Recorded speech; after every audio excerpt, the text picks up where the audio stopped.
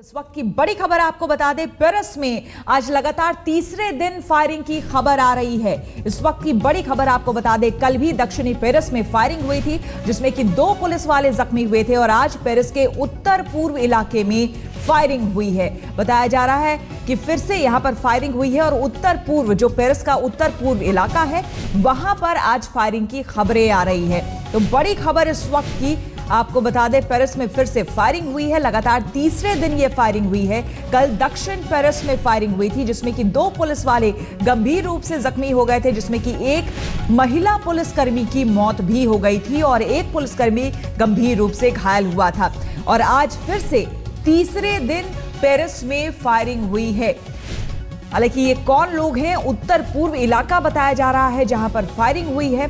लगातार पेरिस में ये आज तीसरे दिन की फायरिंग है। 7 तारीख की बात आपको बता दें, अगर आपको याद हो, साप्ताहिक पत्रिका शार्लो एब्दे के दफ्तर में वहां पर फायरिंग हुई थी। 3 नकाबपोश काले रंग की गाड़ी में आए थे और दफ्तर पर फायरिंग की थी जिसमें कि 10 पत्रकारों को मार दिया गया था और 2 पुलिसकर्मी यानी कि 12 लोग मारे गए थे उस आतंकवादी हमले में, जिसके बाद एक आतंकी ने सरेंडर कर दिया था। 2 की पूछताछ जारी है। कल पुलिसकर्मियों ने, कल वहां की जो मीडिया है उसने जारी किया और पुलिस ने खास करके जारी किया 2005 का एक वीडियो सामने आया जिसमें कि एक और संदिग्ध की तस्वीर दिखाई गई है। अब सरगर्मी से उसकी तलाश जारी है। इस बीच कल फिर से दक्षिण पेरिस में फायरिंग हुई जिसमें कि 2 पुलिसकर्मी जख्मी हो गए थे। एक महिला पुलिसकर्मी की उसमें मौत हो गई थी और आज तीसरा दिन है जब बताया जा रहा है पेरिस का उत्तर पूर्व इलाका है जहां पर फायरिंग की खबरें आ रही हैं। तो इस वक्त की बड़ी खबर आपको हम बता रहे हैं, पेरिस में फिर से फायरिंग की खबरें सामने आई है। पेरिस के उत्तर पूर्व इलाके में फायरिंग की खबरें आई हैं।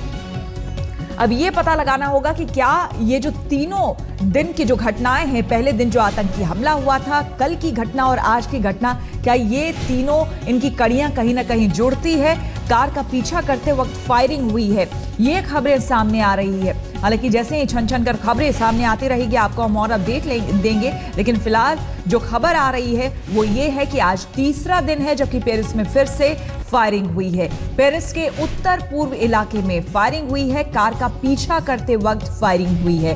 कल जो आए थे लोग जिन्होंने कल फायरिंग की थी दक्षिण पेरिस में, उनके बारे में फिलहाल इतनी ही सूचना मिल पाई है कि फायरिंग के बाद एक तो सबसे पहली बात कि वो ऑटोमेटिक राइफल के साथ आए थे, पूरी तैयारी के साथ आए थे, पुलिस उनका निशाना थी, पुलिस को टारगेट किया था उन लोगों ने, बुलेट प्रूफ जैकेट पहन रखा था और फायरिंग के बाद फौरन फायरिंग की। ये 3 तस्वीरें आपको हम दिखा रहे हैं। आप देख सकते हैं किस तरह से बुधवार की घटना, गुरुवार की घटना और आज की घटना जो घटी है। मीडिया दफ्तर पर हमला हुआ सबसे पहले बुधवार को, जिसमें 3 नकाबपोश एक काले रंग की गाड़ी में आए थे और लगातार अंधाधुंध फायरिंग करनी शुरू कर दी, जिसमें कि दफ्तर को तो नुकसान हुआ ही, साथ ही साथ 10 पत्रकार, ये पहली ऐसी घटना है जिसमें कि किसी भी आतंकी घटना में 10 पत्रकार एक साथ मारे गए हों।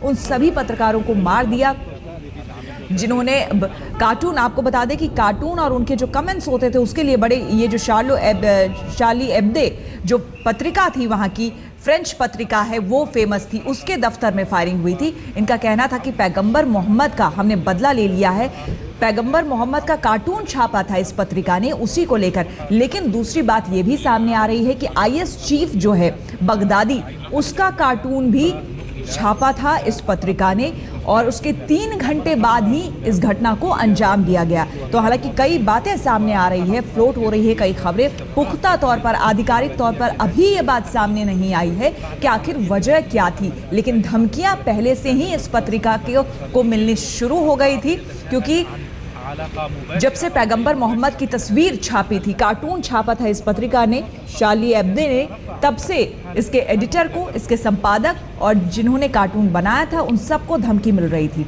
लेकिन उसके बाद IS चीफ बगदादी का जब कार्टून छपा, उसके 3 घंटे बाद ही हमला हो गया इस दफ्तर में, जिसमें कि 10 पत्रकार मारे गए और 2 पुलिसकर्मी भी उसमें मारे गए। दूसरी खबर, जो दूसरी तस्वीर आपको हम दिखा रहे हैं, गुरुवार की, कल की ये घटना है। ये जो इलाका है दक्षिण पेरिस का, ये रिहायशी इलाका है। टारगेट इनका लेकिन यहां पर पुलिस थी। रिहायशी इलाका है, यानी कि यह समझा जा रहा था डेंसली पॉपुलेटेड है, हो सकता था कि ज्यादा से ज्यादा लोगों को टारगेट करना, ज्यादा से ज्यादा लोगों को नुकसान पहुंचाना, ये एक बात हो सकती थी। लेकिन नहीं, जैसे ही ये हमलावर पहुंचे, फुली ऑटोमेटिक राइफल लेकर पहुंचे, पूरी तैयारी के साथ, बुलेट प्रूफ जैकेट ये पहनकर यहां पर पहुंचे थे और इनका टारगेट पुलिस थी। पुलिस पर इन लोगों ने फायरिंग किया, जिसमें कि 2 पुलिसकर्मी गंभीर रूप से घायल हो गए थे। एक की जो महिला पुलिसकर्मी थी, बाद में उसकी मौत हो गई। दूसरा पुलिसकर्मी अब भी अस्पताल में भर्ती है और जिसके बाद एक संदिग्ध को भी गिरफ्तार कर लिया गया। और आज तीसरा दिन है जबकि पेरिस में फिर से फायरिंग हुई है। उत्तर पूर्व इलाके में, पेरिस के उत्तर पूर्व इलाके में फायरिंग हुई है और यहां पर फिलहाल अब ये नहीं पता चल पाया है कि आखिर वजह क्या सामने आई है। जो लोग थे वो कौन लोग थे, क्योंकि कार का पीछा करते हुए फायरिंग की बात सामने आ रही है कि कार का पीछा करते हुए संदिग्ध जो है उन्होंने एक कार चुराई थी, उसका पुलिस पीछा कर रही थी, उसी दौरान फायरिंग हुई है। तो अब ये पता करना होगा, क्योंकि आपको बता दें जो पहली घटना हुई थी, जो मीडिया दफ्तर पर आतंकवादी हमला हुआ था, उसमें भी जिस कार का इस्तेमाल हुआ है उसको भी चुराया गया था। उसको भी जो आतंकी थे उन्होंने कार चुराई थी, 2 बार कार बदली थी उसके बाद जाकर उस दफ्तर में, और गलती से पहली बार तो वो दूसरे दफ्तर में चले गए थे, दूसरी बार जाकर वो मीडिया के शार्लो एब्दी जो मैगजीन है उसके दफ्तर में वहां पर पहुंचे और फिर वहां पर फायरिंग की थी। आज फिर जो खबरें आ रही है उसमें बताया जा रहा है कि चोरी की हुई कार थी, जो संदिग्ध है उन्होंने चोरी की थी वो कार। लवीना टंडन हमारे साथ, हमारी संवाददाता जुड़ गई है पेरिस से। लवीना, क्या कुछ जानकारी आज के हमले के बारे में? जी हाँ, बिल्कुल। जहां आपने कहा जहां पेट्रोल स्टेशन विलियर होते ही ऐसा पेट्रोल स्टेशन पर लास्ट उन्हें देखा गया था, लेकिन वहां से 10 किलोमीटर दूर वुड्स में उन्हें वापस देखा गया आज सुबह। लेकिन उनकी कार पाई गई जिसमें गैसोलीन और एम्प्टी कैन थे, खाली डब्बे थे, और ऐसा सोचा जा रहा है कि शायद वो कुछ छोटा मोटा एक्सप्लोसिव भी उससे बनाते। लेकिन इस वक्त फुट पर पैदल वुड्स में लॉन्ग प्रॉन, जो कि 1.5 घंटा दूर है पेरिस के, उनकी जंगल ये बहुत ही फैला हुआ, बहुत डेंस और बहुत बड़ा है। कहते हैं पेरिस से भी बड़ा है, इसीलिए हेलीकॉप्टर्स का इस्तेमाल किया जा रहा है, नाइट विजन वाले हेलीकॉप्टर्स का। पूरे नेशनली फ्रांस में 80,000 पुलिस तैनात है इस खोज में, और बाकी ये भी देखते हुए कि और कोई हादसा यहाँ पर ना हो। और इसके अलावा आप देखें कि ब्रिटेन के जो MI5 है उन्होंने भी सतर्क किया है और ये कहा है कि वो पूरी तरह से फ्रांस के साथ है। ब्रिटेन के जो पोर्ट्स हैं उन्हें भी हाई अलर्ट कर दिया गया है। स्पेन भी हाई अलर्ट पर है, टेररिज्म थ्रेट बढ़ा दी गई है, इसीलिए पुलिस का तैनाती वहां पे और भी ज्यादा है। इसके अलावा पूरा यूरोप इनफैक्ट तैनात पर है, क्योंकि ये सोचा जा रहा है, MI5 की ऐसी सोच रही है कि पिछले दिनों कम से कम 20 टेरर प्लॉट को इस तरह से अनसर्व किया गया था। तो उनका सोचना है कि हो सकता है क्या ये एक सीरीज के मद्देनजर है, कुछ और भी आगे हो, इसीलिए सभी लोग हाई अलर्ट पर हैं। टूरिज्म के जो लोग फ्रांस से जा रहे हैं, पेरिस से लंदन जा रहे हैं, उनके लिए भी खास तौर पर ये उनको सर्च किया जा रहा है। तो पूरी तरह से हाई अलर्ट पर है, मैन हंट अभी जारी है, उनको खोजा नहीं अभी। बिल्कुल। इस बीच लवीना, एक और अहम सवाल, जो खबरें आ रही है सूत्रों के हवाले से बताया जा रहा है कि कुछ लोगों को बंधक भी बनाया गया है, इस बारे में कोई जानकारी आपके पास? बंधक कल ही सुबह 7 लोगों को की गिरफ्तारी हुई थी।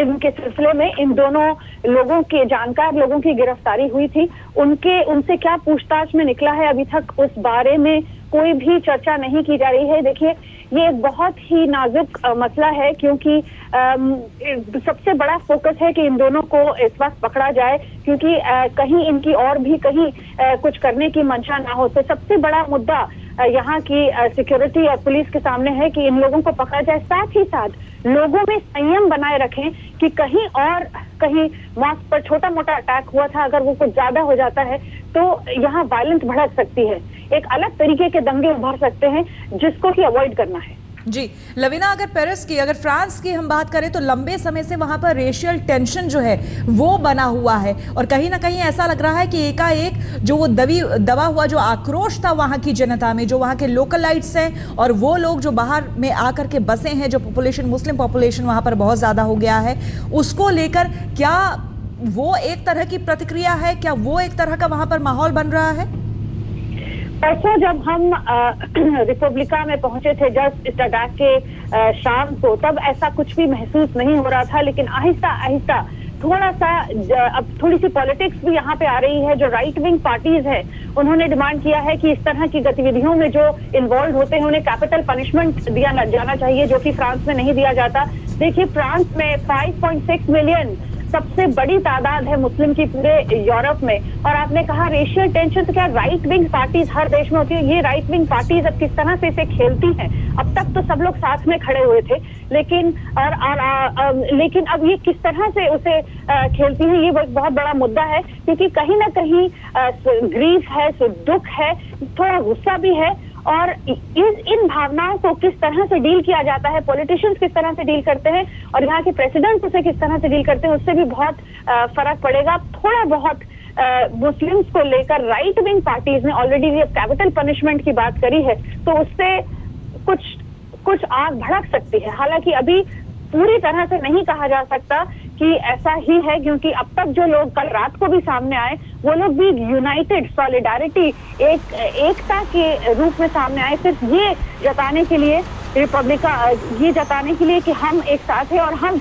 इस तरह की कोई भी आतंकी गतिविधियों से डरने वाले नहीं हैं। हम मर जाएंगे लेकिन झुकेंगे नहीं। बिल्कुल लवीना, अगर आज की घटना की बात करें तो ये ताज़ा तस्वीरें अपने दर्शकों को एक बार हम बता दें कि ये जो तस्वीरें आप देख रहे हैं ये उत्तर पेरिस की वो तस्वीरें हैं, उत्तर पूर्व पेरिस की, जहां पर उस घटना को अंजाम दिया गया है। वो घटना आपसे कुछ देर पहले वहां पर घटी है।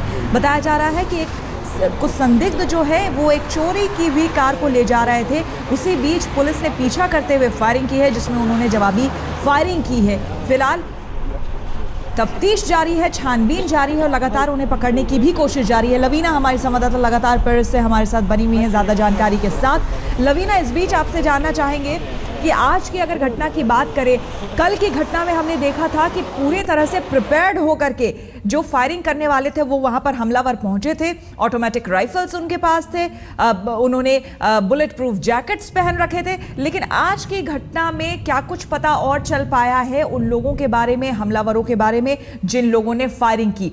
क्या वो जवाबी फायरिंग था पुलिस को या फिर कुछ और? ये जो हमलावर हैं, पहले तो हम शुरुआत अगर करें जब उन्होंने हमला किया वहां से हाईजैक किया पूरी तरह से, ये लोग सारी कालिशनिकोव मशीन से उस तरह के लेकर चले थे। जब जिस कार में जा रहे थे वो जो मिली उसमें भी गैसोलीन और एम्प्टी कैंस पाया गया, तो ये लगाया था कि तैयारी इनकी है अभी भी, और अभी भी इनके पास इन्होंने जब वापसी फायरिंग करी है तो कुछ ना कुछ सामान है।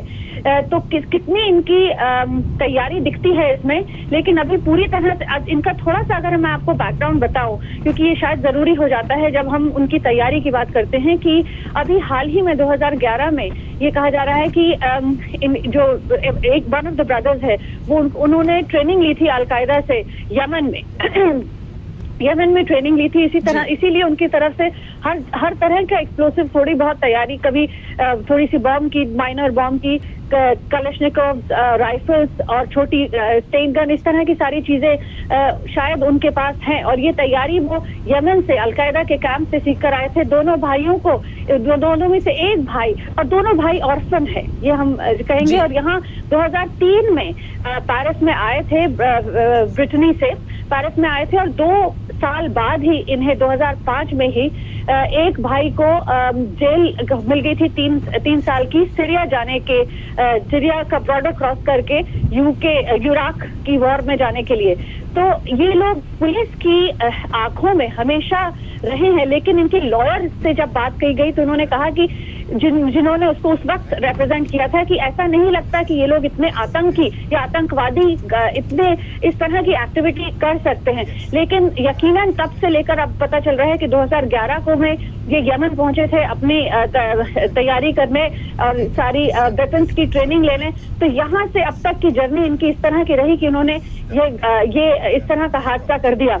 और तैयारी लगता है इनकी काफी है और कहीं ना कहीं से इन लोग पूरी अपना सामान लेकर निकले हैं।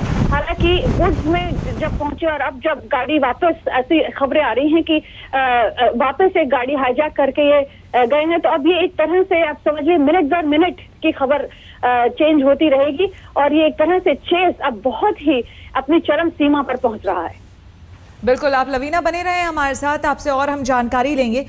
और इस वक्त की बड़ी खबर आपको बता रहे हैं, आज लगातार तीसरे दिन पेरिस में फायरिंग हुई है। आपको हम 3 तस्वीरें आपके टेलीविजन स्क्रीन पर दिखाते हैं, जिसमें कि बुधवार की तस्वीर सबसे पहले, जहां पर मीडिया दफ्तर पर फायरिंग हुई थी। यहां पर आतंकवादी हमला हुआ था। 3 नकाबपोश आतंकवादी काले रंग की गाड़ी में यहां पर पहुंचे थे और मीडिया दफ्तर पर, जो कि यहां से साप्ताहिक पत्रिका एक निकलती है शार्ली एब्दो, उसके दफ्तर पर पहुंचे और वहां पर फायरिंग की, जिसमें कि 10 पत्रकार मारे गए और 2 पुलिसकर्मी भी मारे गए थे। उसके दूसरे दिन यानी कि कल फिर से एक बार पेरिस में फायरिंग हुई और यह इलाका था दक्षिण पेरिस का। लेकिन इसमें इस घटना की, कल की जो घटना थी, उसमें साफ था कि जो हमलावर थे उनका टारगेट पुलिस थी। जैसे ही हमलावर यहां पर पहुंचे, सबसे पहले उन लोगों ने पुलिस पर फायरिंग शुरू कर दी, जिसमें कि 2 पुलिस वाले गंभीर रूप से जख्मी हो गए। बाद में एक महिला पुलिसकर्मी की इसमें मौत भी हो गई। कल ही एक 52 साल के एक संदिग्ध को गिरफ्तार कर लिया है पुलिस ने, जिससे कि पूछताछ की जा रही है। और कल ही आपको बता दें, एक 2005 का वीडियो भी सामने आया है पुलिस की तरफ से, जिसमें बताया जा रहा है कि एक संदिग्ध जो बुधवार की घटना में संलिप्त तो हो सकता है आतंकी, उसके बारे में बताया जा रहा था। वो वीडियो भी सामने आया है, उसकी तलाश भी जारी है। इस बीच 3 संदिग्धों में से जो 3 आतंकी बुधवार को घटना को अंजाम देने के लिए मीडिया दफ्तर पहुंचे थे, उसमें से एक ने सरेंडर कर दिया है, बाकी 2 की तलाश जारी है। और आज लगातार तीसरे दिन, जो आप तस्वीरें देख रहे हैं अपने टेलीविजन स्क्रीन पर, वो आज की ताजा तस्वीरें हैं। तीसरे दिन उत्तर पूर्व पेरिस का जो उत्तर पूर्व इलाका है, वहां पर भी फायरिंग हुई है। तो लगातार पेरिस में दहशत का आज तीसरा दिन है, जहां पर फिर से फायरिंग की घटना सामने आई है। बताया जा रहा है कि कुछ संदिग्ध एक कार को चुराकर भाग रहे थे, उसी बीच पुलिस ने फायरिंग की, उसका पीछा किया, जिसके बाद उन लोगों ने भी जवाबी फायरिंग की है। फिलहाल जो बताया जा रहा है, हमारी संवाददाता बता रही थी कि उसमें से, उनकी कार में से जो कार पकड़ी गई है, चुराई गई कार पकड़ी गई है, उसमें जो सामान बरामद हुए हैं, ऐसा लग रहा है कि ये लोग पूरी तैयारी में थे।